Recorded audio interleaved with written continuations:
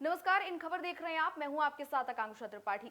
आज राजनीतिक जगत से ऐसी खबर सामने आई जिसने हर किसी को हिलाकर रख दिया।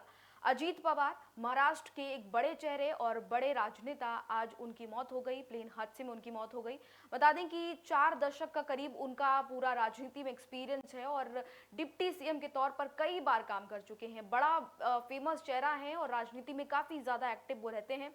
ऐसे में उनकी आज जब ये खबर सामने आई कि प्लेन क्रैश में वो नहीं रहे, तो ऐसे में राजनीतिक जगत में हर कोई काफी ज्यादा दुखी और उनको लेकर उनकी तमाम किस्सों को याद कर रहा है। ऐसे में सबसे बड़ी बात जो है वो ये है कि वो डिप्टी सीएम तो कई बार रहे, लेकिन सीएम की जो बनने की जो इच्छा थी वो उनके मन में कहीं ना कहीं बनी रह गई और इस इच्छा के साथ ही आज उन्होंने दुनिया को अलविदा कर दिया। प्लेन क्रैश में उनकी मौत हो गई।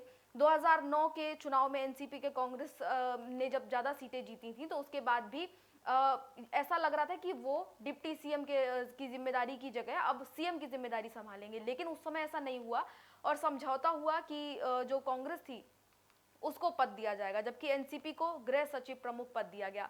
अतिरिक्त विभाग भी मिलेंगे, ये कहा गया। अजीत पवार जो है वो इसी इच्छा में बने रहे कि उनको सीएम की कुर्सी मिले और वो सीएम की कुर्सी पर बैठे। हालांकि डिप्टी सीएम जो है वो कई बार वो रह चुके, बड़ा चेहरा तो वो थे ही, महाराष्ट्र की राजनीति में अच्छा खासा जाना माना चेहरा थे, काफी ज्यादा एक्सपीरियंस, जैसे कि हमने आपको बताया कि 4 दशक का उनको एक्सपीरियंस था। अजीत पवार फिर इच्छा व्यक्त करने से राज्य में जो है उनकी, जब उन्होंने इच्छा व्यक्त की थी सीएम बनने की, तो उनके इच्छा व्यक्त करने पर राजनीति जो है गर्मा गई थी, क्योंकि ऐसा आमतौर पर होता है जब कोई बड़ा नेता सीएम की दावेदारी पेश करता है तो ऐसे में कहीं ना कहीं टेंशन बन जाती है, क्योंकि ऐसा होता है कि दावेदारी पेश करने के लिए कई लोग होते हैं। ऐसे में डिप्टी सीएम तो वो कई बार बने, लेकिन सीएम नहीं बन पाए। अब शिवसेना जो है ठाकरे गुट के नेता जो विनायक राउत थे, उन्होंने सीधे तौर पर अजीत पवार को मुख्यमंत्री की पेशकश की थी उस दौरान, और कहा था कि उन्होंने महायुति छोड़कर महाविकास अघाड़ी में शामिल होने को उनको मौका दिया था। तो ऐसे में सीएम की लेकिन जो सीट थी उसको लेकर, उनके नाम को लेकर खूब चर्चाएं होती रहीं। कई बार उन्होंने खुले मंच पर ये बात कही भी कि वो सीएम बनना चाहते हैं। एक बार तो ऐसा हुआ था कि एक नेता ने मंच पर कहा था कि महिला सीएम होनी चाहिए महाराष्ट्र की, तब उन्होंने कहा था चाहता तो मैं भी हूं कि मैं सीएम बनूं, जिसके बाद इसको मजाकिया अंदाज में लिया गया। लेकिन कई बार उन्होंने सीएम बनने की इच्छा जाहिर की। उन्होंने ये भी कहा कि एक दिन ऐसा जरूर आएगा कि वो सीएम की कुर्सी पर बैठेंगे, क्योंकि आप खुद सोचिए कि डिप्टी सीएम तक आते आते कोई भी इंसान जब कई बार डिप्टी सीएम की कुर्सी संभाले तो उसके बाद मन में जरूर आता है कि सीएम भी उसको बनना चाहिए।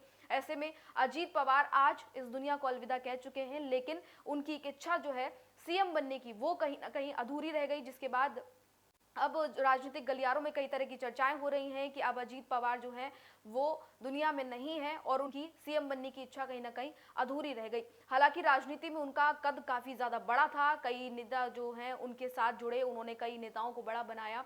साथ ही साथ उनकी छवि को लेकर, जैसे तमाम और नेताओं की छवि को लेकर भी कहा जाता था कि कहीं ना कहीं गद्दारी की बात कही जाती थी, तो उनको लेकर भी ये बातें कही गई। और राजनीति में क्योंकि लंबा उनका करियर रहा है, तो कई बातें उनकी राजनीति की जो ऐसी हैं जो कि आपने शायद कभी नहीं सुनी होंगी, वो भी हम आपको एक एक करके वीडियोस में बताएंगे। आप हमारे साथ बने रहिए। फिलहाल इस वीडियो में इतना ही। नमस्कार।